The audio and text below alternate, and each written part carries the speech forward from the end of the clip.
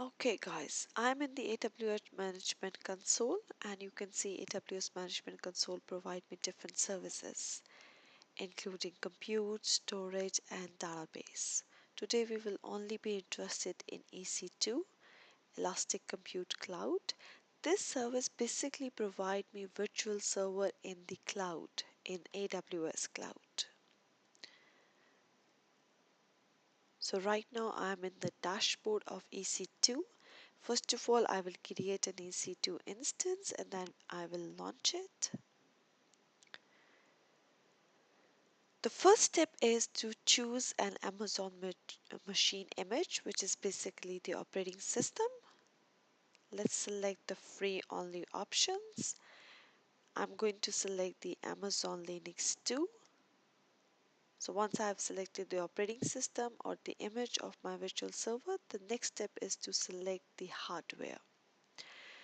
Um, Different type of hardwares are listed, but what I'm selecting is T2.micro because it's a free and you can see all different hardware specification of T2.micro.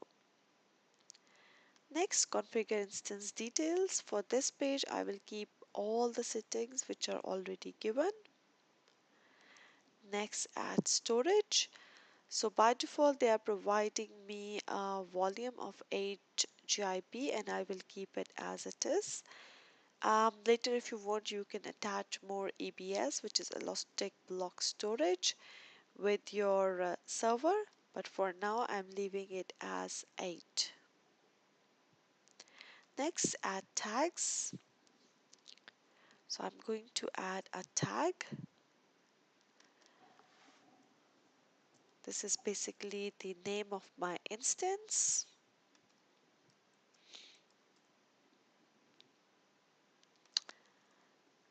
And this will allow me to identify my instance with the name demo recorded.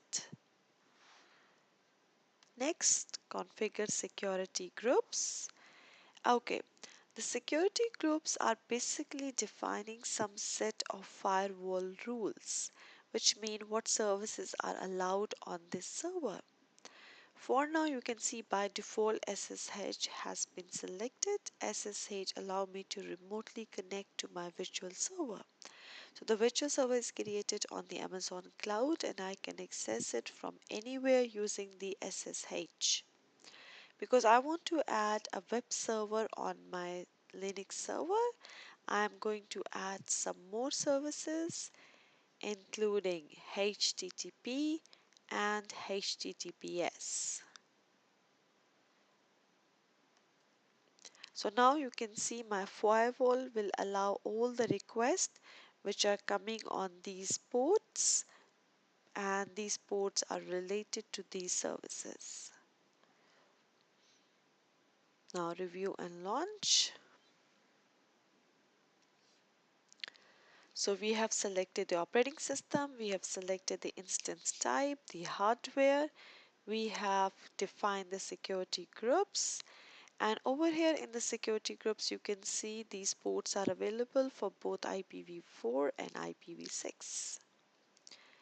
Okay, we have also added the tags, yes. So now I'm going to launch my instance.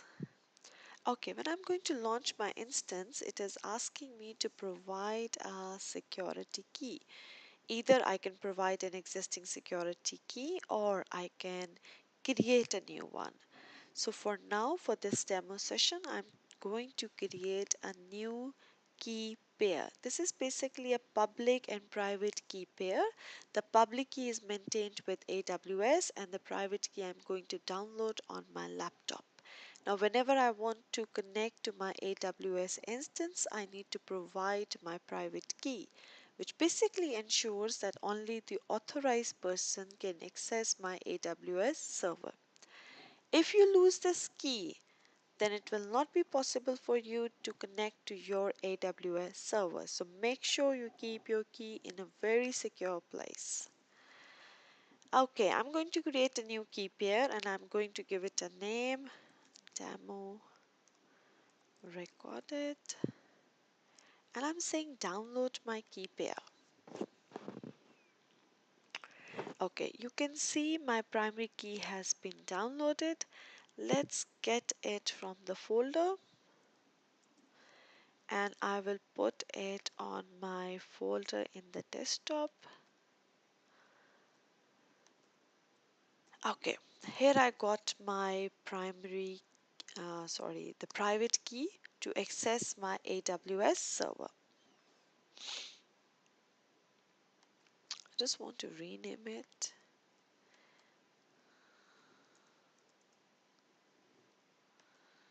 Done. Okay, and now I'm saying launch the instance.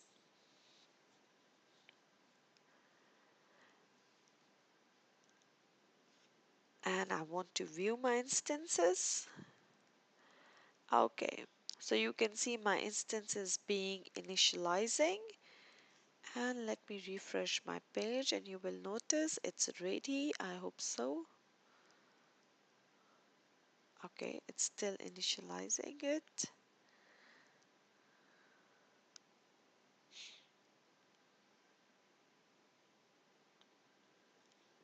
Refresh again.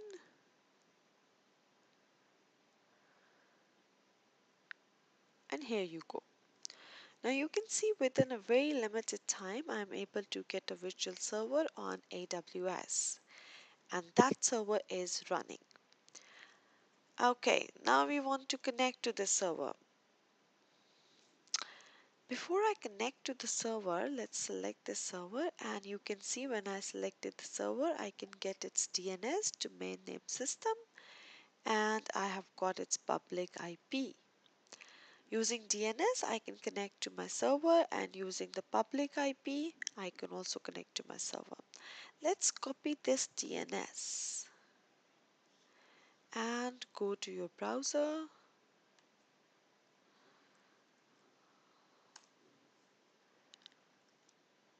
And right now it says, the site is not available. It cannot be reached.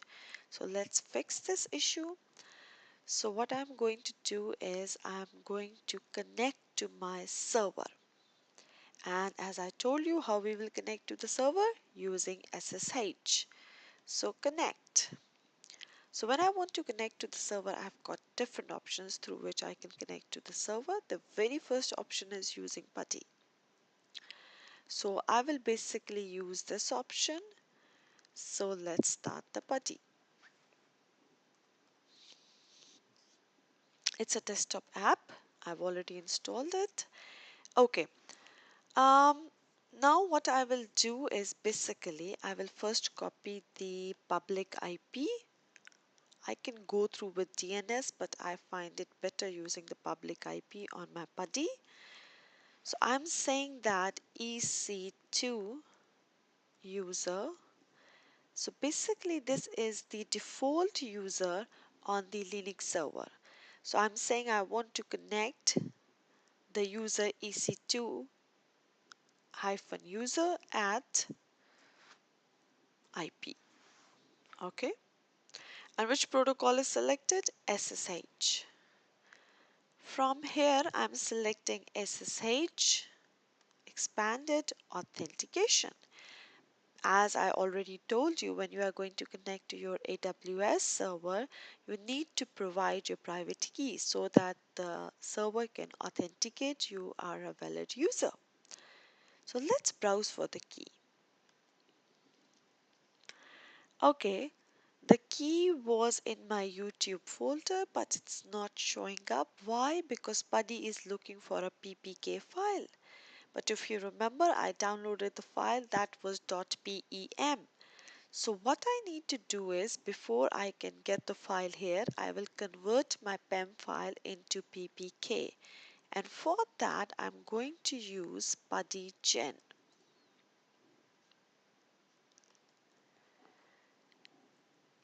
Okay, I will load my file. From here, we will select all files. Here is my PEM file. I will open it. And then I say save private key. Yes. Okay, what name we want to give it? demo recorded, and it will save it as ppk.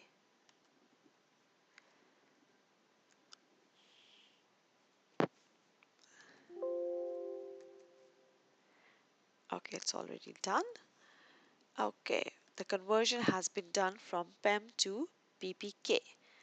Now I will come to my Putty and I will select the file, open and open. Because I'm using SSH to connect, so it is giving me a security alert. So I will say yes, I want to connect using SSH, and here you go. I'm connected to my EC2 instance, which is my virtual server, using SSH. Now what basically I did was I went to Putty. Over the Putty, I gave the username, which is EC2 user. That's basically the default user on the Linux, and then the IP address.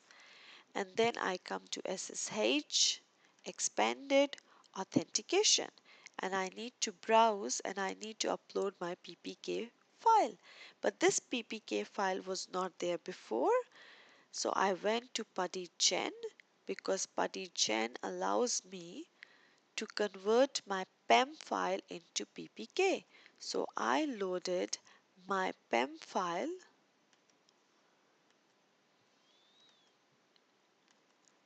in PuttyGen, and then I said save private key, and it saved my private key as a ppk. Once I did that, then I browsed the key, I selected it, I opened it, and then I pressed open over here in the Putty, which was already open. And I am connected to my Linux server. Okay, the server is ready and I am connected to my virtual server, which is running Linux on it. So right now I want to run some services on my server like web service. If you remember in the firewall, we allowed the services of web, or we open the ports for web service. But now I need to install the web service. So for that, first of all, I will come from user to a privilege mode.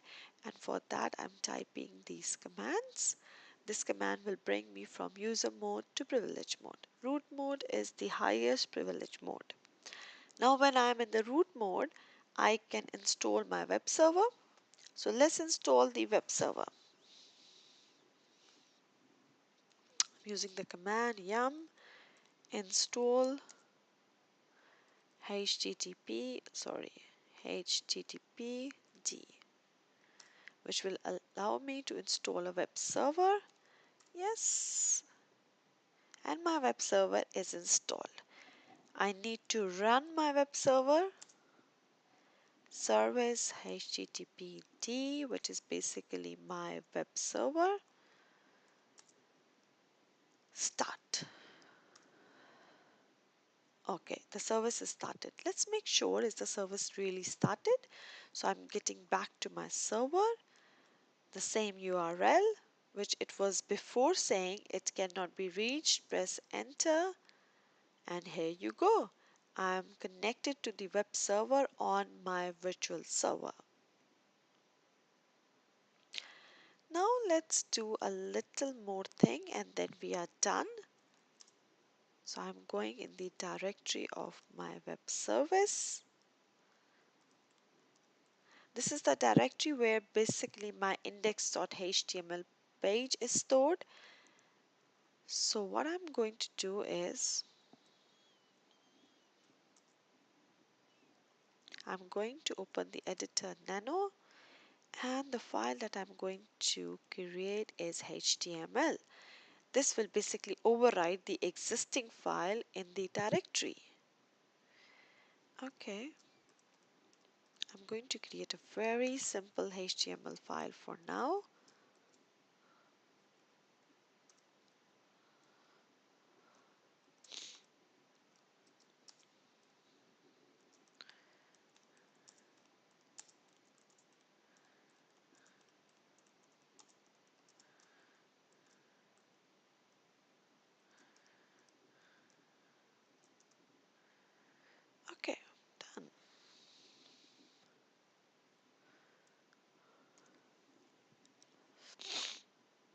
Yes, I want to save it. Come on.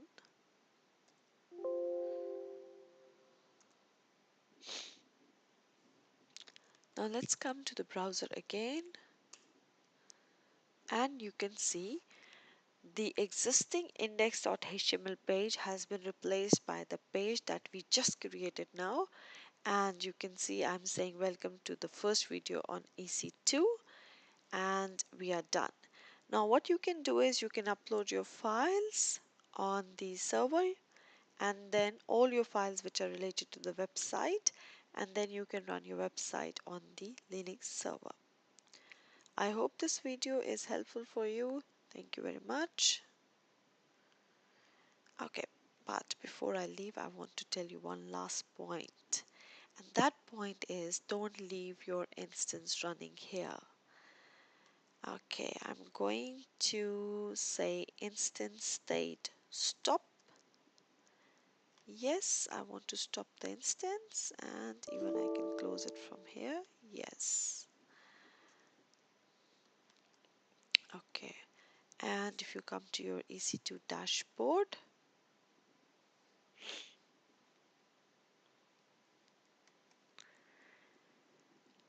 the volume that I attached to my EC2 server, you can see it's in use. So I can select on it, right click, detach volume. Okay, so when I'm not using, I'm not being charged for it.